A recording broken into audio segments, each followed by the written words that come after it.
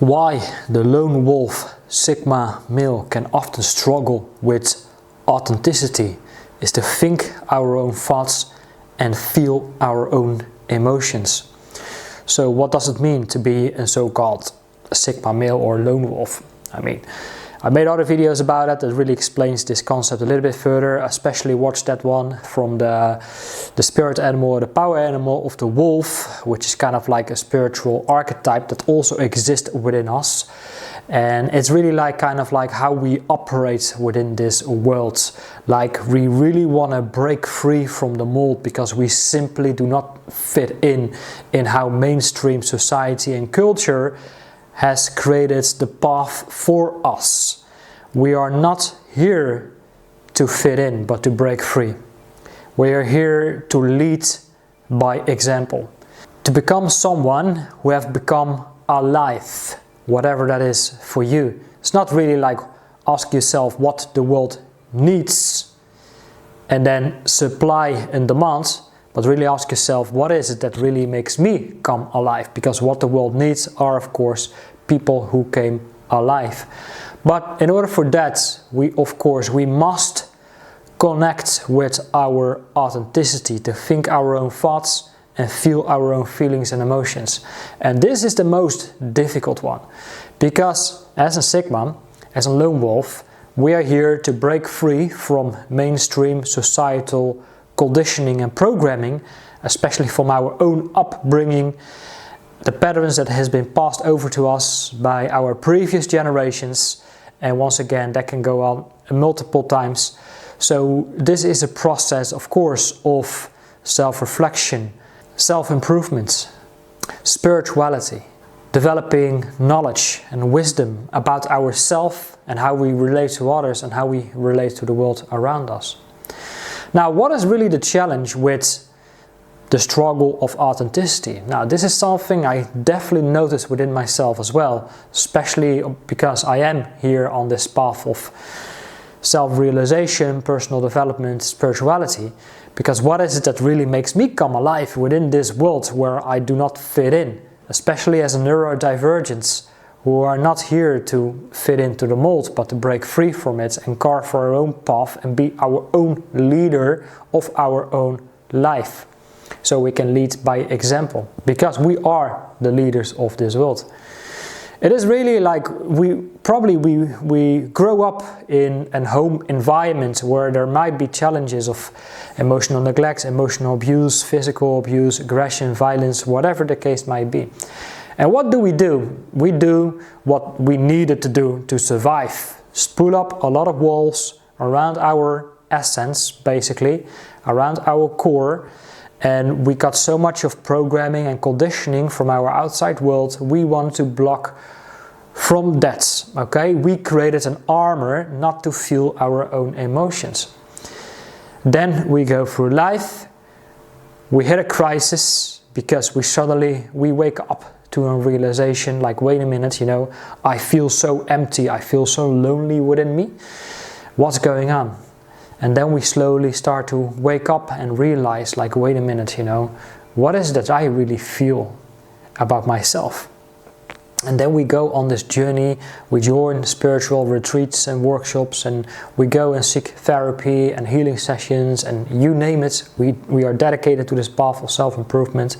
And what happens is we can open up an abyss that exists within us. And how more we dive further and deeper into that, sure, we had moments of an euphoric experience of a suddenly awakening, and then we come back and we feel like the whole world we live in, reality and all of it, that the things that we thought would bring us excitement, joy, fulfillment and satisfaction, it cannot longer do that. And what happened is like our mind, our ego, it is in a conflict within ourselves, because what we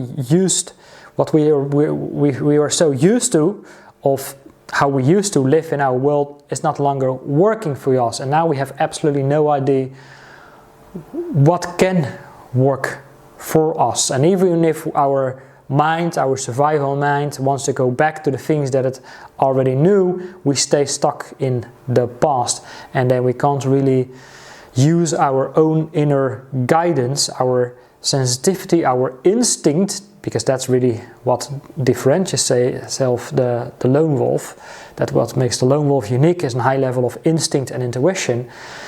And then we feel numb of what to do next. Like, what is it that we really feel like doing? What is it that we really want to do? And then we lack the clarity, the vision. And when there is no vision, we can't really connect with our purpose and our mission of what it is that we really want to bring to the world. Because at the end, you know, very important to realize, especially for us as men, we can really get lost in this field of self-improvement and spirituality. Like I already said, it's like opening up an abyss that exists within us and the universe around us. We can sink in the ocean of our own subconscious minds, and we can lay down in the depth of this ocean, perhaps as an alien fish in the darkness of our own shadow. And we must be very cautious of not losing ourselves within our own psyche, because eventually we must really find and realize, like, wait a minute, sure, we must connect with our emotions, because otherwise, you know, we go into spiritual bypassing or anything of that sort.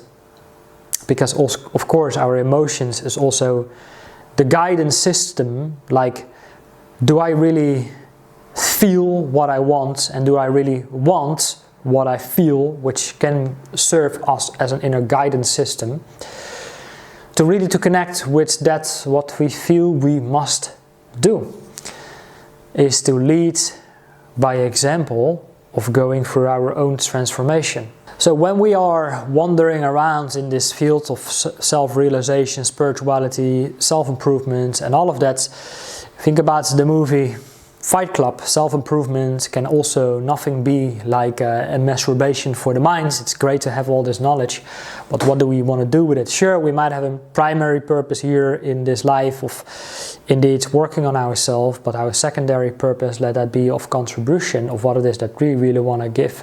But if we can't have a clear vision, or we can't really feel what we want, because what we are trying to do is follow the expectations and conditioning from outside forces, from society, from others, and whatever, because we are trying to meet these expectations, then of course we feel lost, we feel numb. Because maybe in the past we also used to pick roles that would form our identity, because we want to identify ourselves with that kind of specific role, like I am the entrepreneur or whatever, because that's my role now that I've created for myself. And then when that role falls apart, our identifications, then what is left? Crisis, chaos, conflict within ourselves.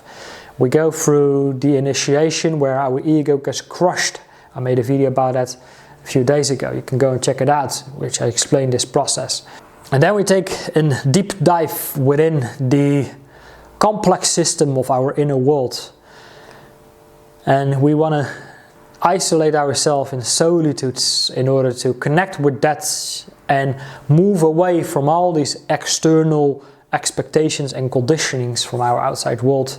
We want to be the lone wolf that sits on this top of the mountain overlooking down the valley, but at one point we must come down, and then we must of course integrate and embody our authenticity, because once we have peeled the layers and we have connected with our essence, now we can embody and integrate that level of authenticity of, can I really feel what I want, and do I want what I feel, and then create coherence of that, resonance and alignments. Like, what we think about ourselves and what we feel about ourselves is also aligned, in a line with our daily actions, routine, and then our manifestations, and what we start to create in our external world is of course also in a line with our thought, feeling and emotions.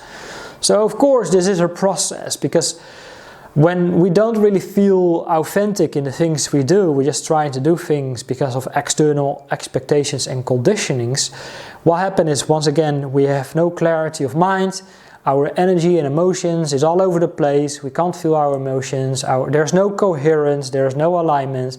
So we do a lot of things because what we try to do is what we were always so used to, is our jobs, our careers, our businesses was a way to distract ourselves from ourselves. So if we are not productive, we feel meaningless. We have no meaning, we have no purpose, and life feels pointless. And when we don't produce and create, we lack a level of unworthiness or worthiness, and that's the issue. That's why we want to distract ourselves as workaholics, to numb ourselves. That's a very good reason. So once again, that is of course leading to burnout and stress and anxiety and chronic fatigue and all of that, if we are not in line with our thoughts and emotions. Now, sometimes I get asked, like, you live here in the Netherlands, and in the Netherlands has one of the best work-life balances, and that's what we can create for ourselves. But then still, like 1 out of 5 people here in the Netherlands struggle with burnout. Why is that? Because once again, we are not in a line. We are not coherent between be, do and have. And that of course is going to cause conflict and crisis within our own psyche and the world around us, because we are disconnected from our authentic self. And we also feel disassociated from ourselves, other people, the world around us, and there is this disconnect that we can experience. So of course this is the process that I go through myself, because this is a very challenging process. I will admit it's not very easy, but this is the time to start paying attention to it, because if we don't, life will hit us with a crisis, with chaos, because this is now what we must look into. So if you want to share your thoughts, please let me know. Simply drop a comment below. Make sure you subscribe to this channel, as I will be sharing much more information, knowledge, wisdom, my own personal experiences, of course, what I go through myself, because I go through this myself as well, where I have moments where I feel excited, joyful and all of it, and then I go hit rock bottom and feel empty or lonely, isolated, or I feel somewhat in the middle, a little bit numb, like I don't really feel the joy and excitement for it, for anything basically. And I have a lot of ideas, like I think that I must be doing this or that, but do I really feel like doing that? No, I can't really feel it, but I'm doing it anyway. Once again, the distraction that we have in our work to distract ourselves from ourselves plays a massive role in here. So of course this is the place to reflect on that, as we are trying to navigate and create a balance between our inner world, our actions, behaviors, daily routines, that is going to create that alignment and to avoid that burnout and to increase our overall vitality and holistic health. Holistic health, mind, body, spirit, purpose, finances, relationship. It all matters. It's all important. Anyway, I look forward to see you all in my next video. Take care for now.